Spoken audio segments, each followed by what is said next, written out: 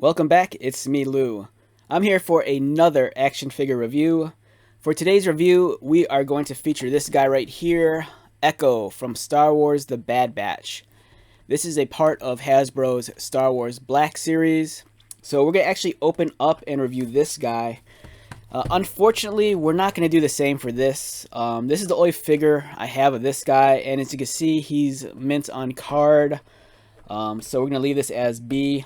But this is ARC Trooper Echo prior to him becoming almost like Borgified. And here is the much more recent version of Echo as he appears in the animated series. You know, this is way back when in Clone Wars.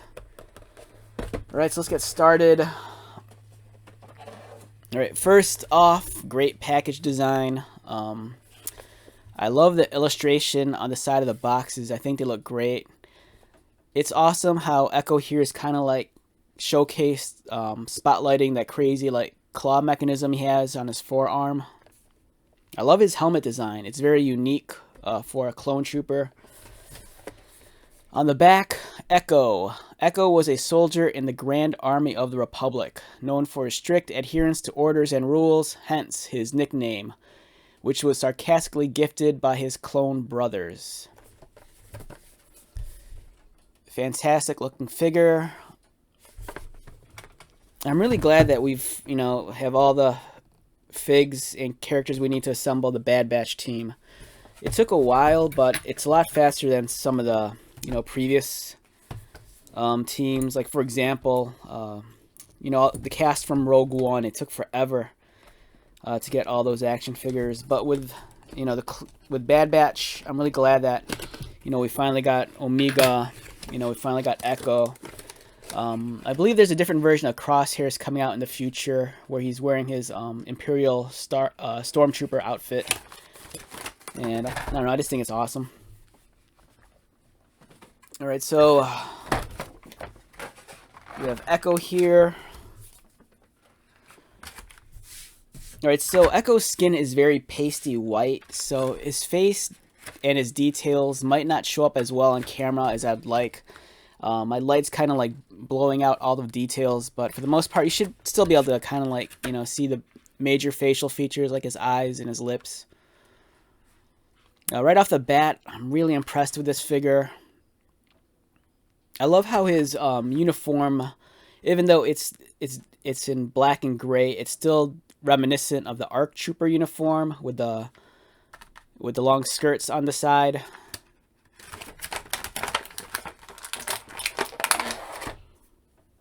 The helmet here is a really nice sculpt, as you can see.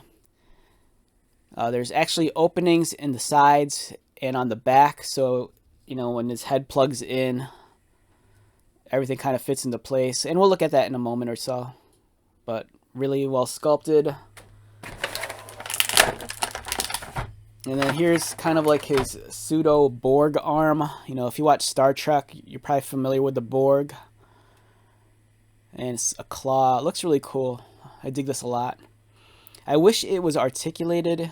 I kind of wish the pincers would close, but they don't. And then there's the socket to plug it in.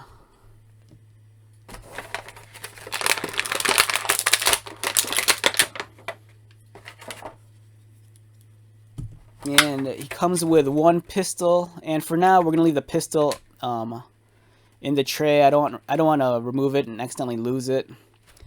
But there's a pistol, and he does have a holster. He can store the weapon on his left skirt over here. Okay, so we have Echo here. Really nice facial sculpt. So with his pasty skin and lack of hair, it almost kind of, for the most part, it doesn't look like Tamura Morrison.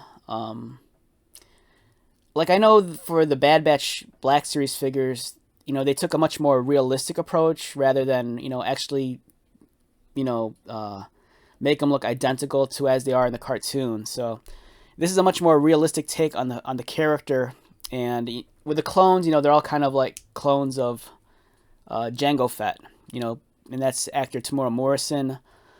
The argument could be made that this is a younger Tamora Morrison, and with his color kind of subtracted from his face and him looking a little bit more pale. But it's a very distinct look for the clones altogether. All the team members of the Bad Batch, they have some sort of deficiency or enhancement that makes them unique from the other standard clone troopers, and that plays into their physicality as well. They're all very unique and different looking.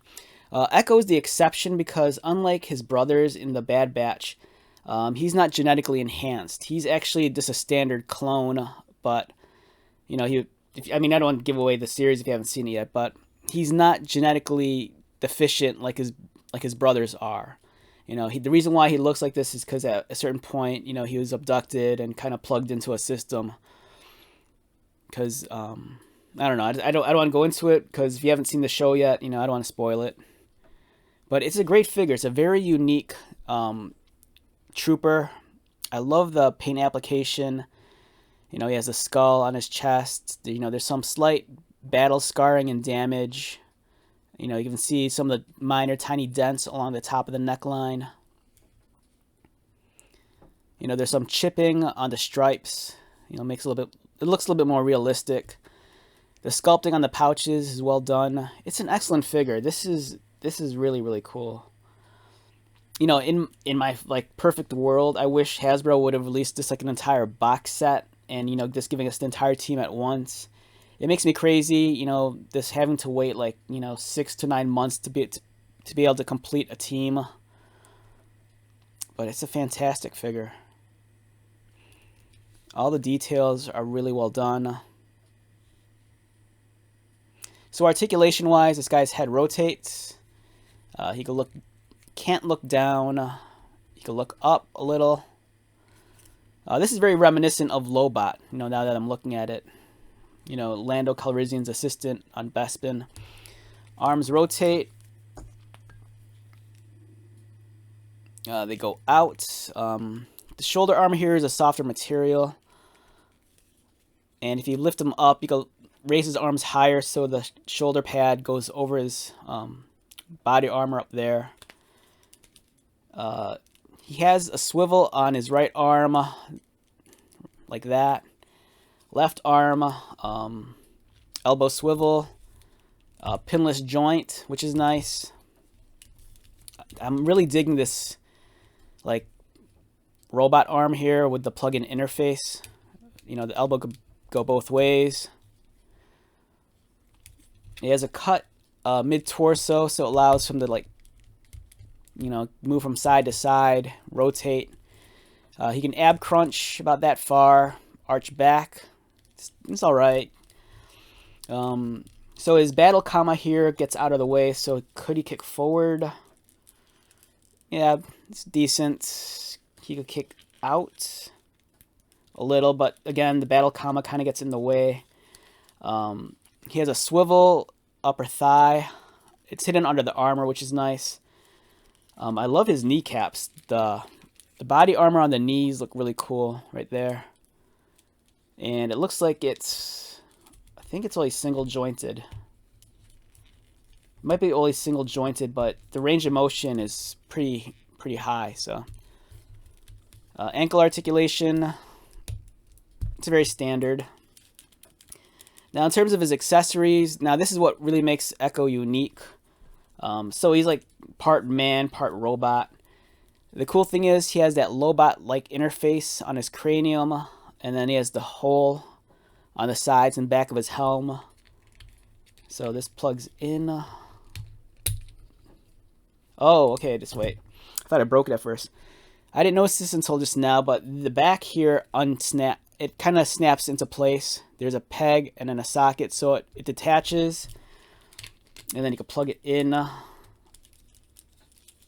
So let's get this up close camera so you can see what I'm talking about. All right, so there's his head. You unsnap the back, and then you can, hopefully it's a clean fit. So as you can see here, the slotted part on his helmet, it allows for that cranial interface to like be exposed, and then you can, if you want to, I'm not sure how easy it is, but you can snap that back into place, but it's kind of a tight fit. I can't get this to like plug in all the way. Oh, there you go. So yeah, I dig this a lot. It's kind of cool. So his cranial interface is exposed because of the slotted part in his helmet. And his helmet, it doesn't look too big on him. I think it's decent. You know, there's some trooper figures, especially like with the older lines, where you know, the helmet just looks too big. You know, this looks just right. And here's his crazy robot arm. I think you just simply plug it in. Yeah, you just plug it on. This, you don't remove this. If you look carefully in the socket, there's actually two notches right there at the bottom and right there on the top. And you're gonna align those with this part of the forearm and that part of the forearm. And you get them to match, and then there you go, plugs into place. It seems a little bit long, so I don't know. I'm not sure if this is accurate to the show. You know, for me, ideally, I'd like it if you could move the forearm piece here up to the elbow. But if this is accurate to the show, I can't really complain. But yeah, it does look a little bit too long. And then for his backpack, very, very skinny peg. I'm kind of surprised by that. And then there's the socket. That's the one thing, if I had to redesign this, I would make the socket larger, or maybe a square peg and then a square socket. This I don't feel comfortable with. It's very small. If it broke off, you know, that'd really suck. But you just plug it in, and that completes the look. And then you have Echo from the Bad Batch. And for comparison, here's his previous figure. This was from the Anniversary line. And this is Echo pre-Bad Batch. This is how he looked back in the day in Clone Wars. He's a much beloved character. So yeah, great figure. If I had to rate this figure on a scale of 1 to 10, perfect 10 for me. It's a little bit generous, but I'm very fond of this character. I love that he's a character they carried over from the Clone Wars.